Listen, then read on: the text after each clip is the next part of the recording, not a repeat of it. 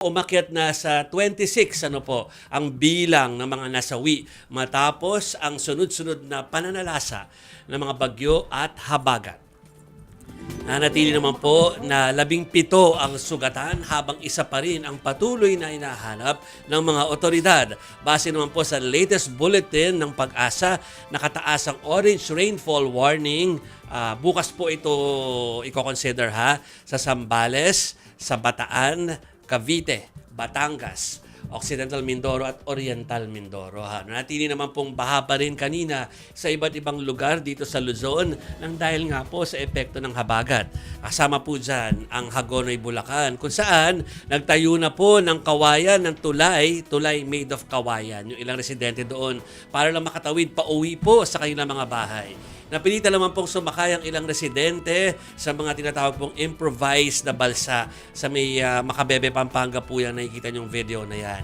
Para lang po makaalis nga sila, paalis doon sa kanilang mga tinitirahan para makapagtrabaho. No? At bahagya naman pong umigi yung lagay ng panahon ngayon sa ibang mga lugar, tulad sa Quezon City kung saan nagsagawa na ng cleanup operations yung Special Clearing Operation Group ng Department of Sanitation and Cleanup Works ng lokal na pamahalaan ng Quezon City. Pero parang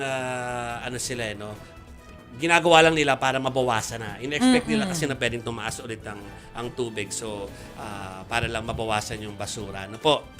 Doon naman tayo sa mga lugar na natambakan ng mga basura ng dahil po sa baha.